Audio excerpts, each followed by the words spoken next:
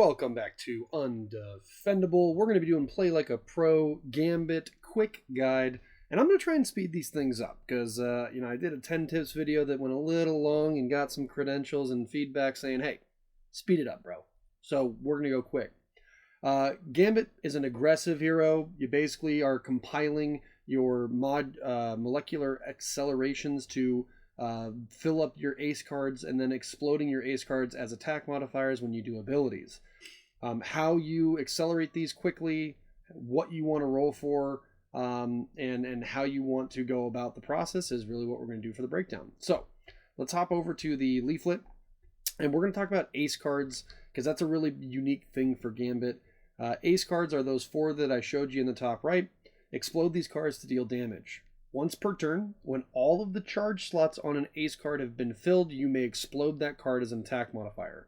When you explode an ace card, activate its explode effect and then flip it face down. This ace may not be used again until it is regained. When a card or ability says accelerate, you may fill a single charge slot on any face-up ace card. When you activate an offensive ability that utilizes a heart diamond or spade club die, you may accelerate one ace card and only one with a matching symbol. And we'll break that down. But for that, let's hop over to here. These are going to be your ace cards. And we'll just kind of break this down really quickly.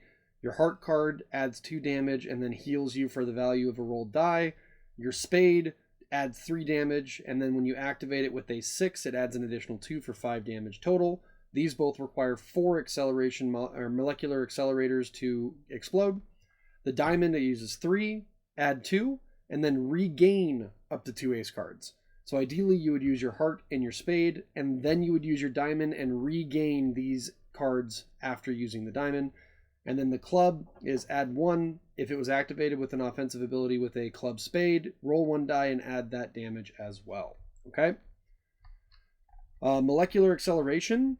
Accelerate ace cards. Used to keep track are filled charge slots on ace cards. This token may not be transferred or removed by any means. So this is just basically your tracker of how far along your ace cards are accelerated. Dissolution, spend to heal or remove a status effect. So it's something you put on yourself. And during your main phase, you can choose to heal or remove a status effect. And then disruption. You put it on your opponent. They lose 1 CP or they take 2 damage during their upkeep phase. Gambit's die is 3 staff, 1 heart diamond, 1 spade club, and 1 supercharge. Okay, so that's his leaflet. Now what I want to do, just because he's a bit unique, well actually we're going to go over his abilities really quickly and then we'll go over his high stakes passive last, because that's probably one of his more unique aspects of the hero Gambit. Bow staff is his basic attack, 5, 6, 7 damage for staff rolls on 3 of a kind, inflict disruption. Poker Face is a staff and 2 heart diamonds. Accelerate 3 times, gain dissolution and 1 CP, draw 1 card, inflict disruption. Bojitsu is 2 staffs and then 2 spade clubs, gain dissolution, deal 2 undefendable damage. You may explode 1 additional ace card this turn. Card Shark is his small straight, accelerate, then deal 7. Large straight is still Card Shark, but large straight accelerate 2 times and then deal 9. Sleight of Hand is 2 staff, a heart diamond, and a supercharge. And this is choose one of the below, accelerate 2 times, or regain an ace card and inflict disruption, then deal 7 damage. Rage and Canogen is his mini alt, accelerate 3 times, inflict disruption, then deal 6 undefendable. His ultimate is accelerate 4 times, gain dissolution, inflict disruption, then regain an ace card and deal 11 damage.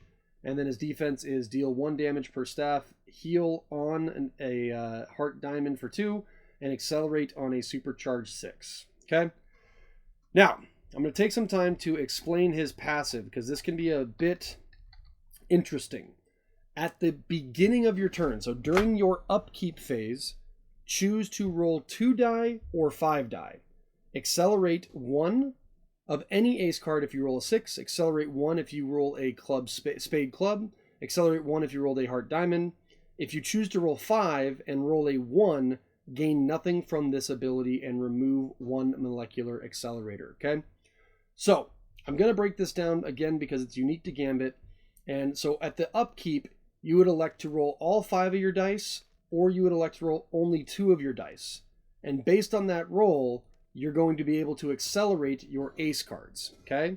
So during my upkeep, let's say I want to roll 5. In this roll, if I rolled 5, I would get to accelerate a red ace card, a black ace card, and then any ace card I want. So 3 accelerations on that roll. Now, it's called high stakes because if I do this and I roll a 1 with this roll, I get nothing, right? So let's show you again. Okay, so this would be cool because I got a 6, a 4, and a 5, but since I rolled a 1, I get nothing, okay? So that is why 95% of the time, you only want to roll 2 of these high stake dies. Okay, now I would accelerate. Even though I rolled a 1 there, I could accelerate any card because I rolled a 6. Ideally, you would roll a 6-4 or a 6-5. Ideally, right? So that is how the high stakes works. You basically roll 5 or 2 dice, and then based on that roll, as long as I roll a club or a heart or a supercharge, I can accelerate 1 time of each of those die. Okay? So in this roll, I would accelerate a black and a red diamond. This roll, I would accelerate a black or any diamond, and I would do it twice, okay? So that is what you're going to do with high stakes with Gambit. So let's go. We went over his leaflet, we went over his abilities, we went over high stakes as his passive. Let's talk about gameplay for Gambit. His strategy is extremely straightforward. He's an aggressive hero and kind of a one-trick pony. You just want to basically roll Sleight of Hand over and over and over and over again and play extremely aggressive. That is all you do with Gambit. Roll Sleight of Hand, attack, roll Sleight of Hand, attack, roll Sleight of Hand, attack. Now, there's a couple of processes here that I can walk you through. Because if you don't get Sleight of Hand, you typically are going to fall into a small straight, or you're going to want to upgrade Bow Staff, which is going to give you access, to your potential whiff modifier. And I'll just bring these 2 down. These are the only 2 cards that I would really recommend upgrading for your skills with Gambit.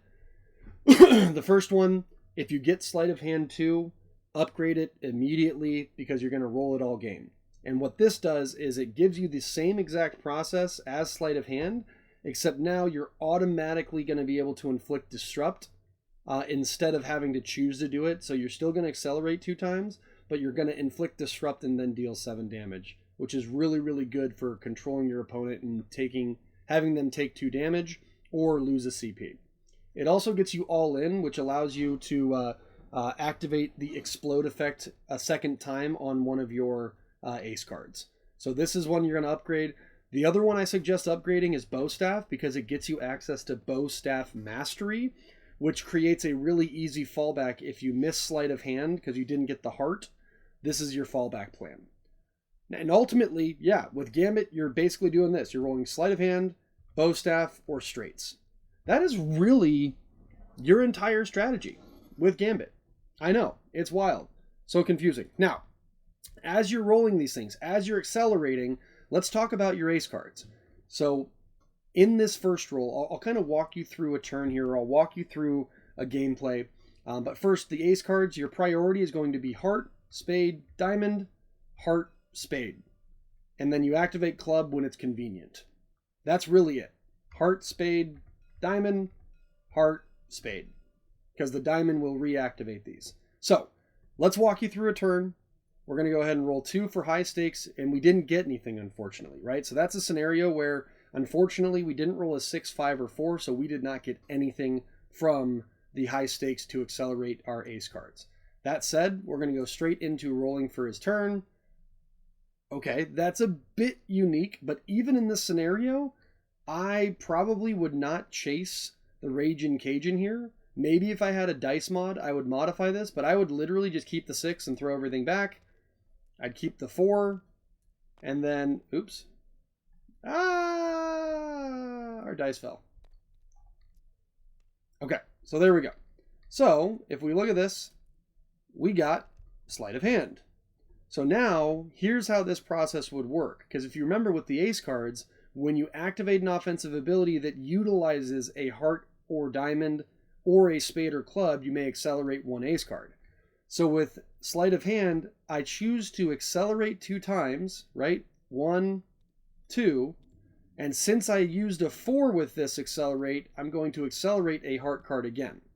Now, ideally, in that opening high stakes roll, I rolled a 4 or a 6, and I would have had 4 accelerations here turn 1. And now I would deal 7 damage, and then I would explode my heart. So that would be 7, 8, 9, and then I would roll a card and I would heal 3. So I'm doing 9 damage healing for 3 turn 1 right there. Okay? And that's really how you play Gambit.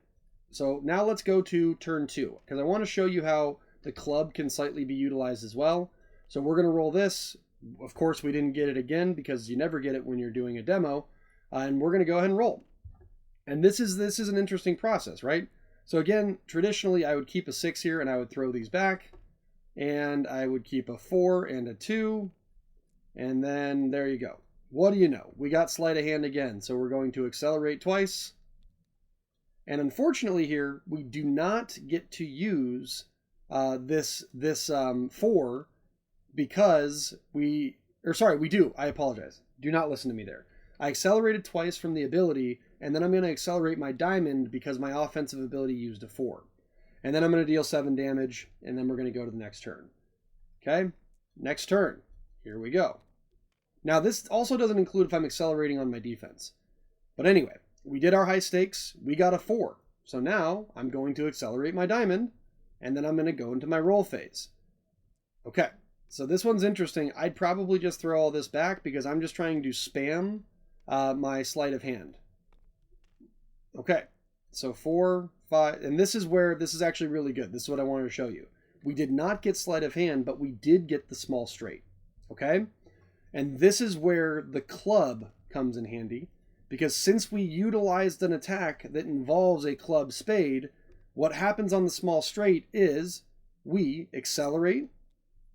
And since we did an offensive ability with the spade, we accelerate again with the 5 here.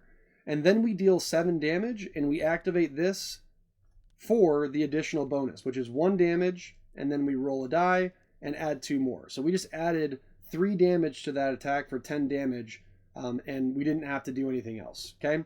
And that's how you really utilize the club, is the small straight basically automatically activates the club. Let's do high stakes one more time just so I can show you that turn. We rolled a 6. We're going to accelerate our spade, and then we're going to go ahead and roll. Woo! That's not what you want to see, right? We'll throw it all back. Okay, we got 3, 4, 5. However, that is still not necessarily something I'd want to see. I really want to try and get that Sleight of Hand here. So let's see if we can get it. Okay, we didn't get it, which is totally fine. We have Poker Face here, or we have Bow Staff, right? So that's a scenario where we can roll back there. And since we did a heart, we can activate the diamond, and then we would explode the diamond, right? And regain the cards here, right? So that's kind of how that process would work there. Usually, again, this would be more ideal. This would actually make way more sense because we get the Sleight of Hand. This is inactive. And with the Sleight of Hand, we get to accelerate twice. So now we accelerate these 2 cards. And now we're going to either pop spades or we're going to pop diamond. Now I'd probably pop the spades here. And unfortunately, that's going to be an additional 3 damage plus 2 damage because I utilized a 6. So that's another 12 damage to my opponent. Now you may have cards in your hand that you can also activate a card like diamonds, right? So there are cards that says you may explode 1 additional card. So let's say I have this card and I activated this. So that's 7, 8, 9, 10, 11, 12. And I'm going to activate the diamond as well for another 2. So that's 14 damage. We're going to shut this off and then we're going to reactivate these 2 because that's what the diamond does. And now we're right back to square one for the next turn, accelerating the heart and the spade, right? So that's kind of how the process of Gambit works. You're just hard going for Sleight of Hand, using Bow Staff or small straights as your backups, and rolling from there. So these ones are mostly all sellable. You could potentially upgrade the defense if you're expecting to be hit a lot, but you know, and if you have a lot of CP, but these ones, again, you don't really need to focus much on them. Cajun Kick is just a basic attack modifier. Gumbo is meh. You can use it to stabilize if you need to, but it's not that great. Extreme Remy, for each ace card that has an available charge slot, accelerate. Not bad if you need it, but sometimes it's a dead card late in the game because you've either exploded your cards or you don't have any more room. Card Magic is going to be a card that, if you have this card in your hand, that may be during that high stakes roll, during that passive, that might be one where I do roll 5. And this is a great roll, I don't need to use it. But let's do it again.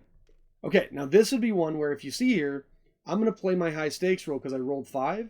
And this says you may re-roll up to 2 dice. So I'm going to re-roll this one. And let's do it again. All right. So that's one where I did get the advantage. I didn't roll a 1 because I'm able to re-roll the high stakes dice with this ability to try and get the most acceleration opportunities. 3-card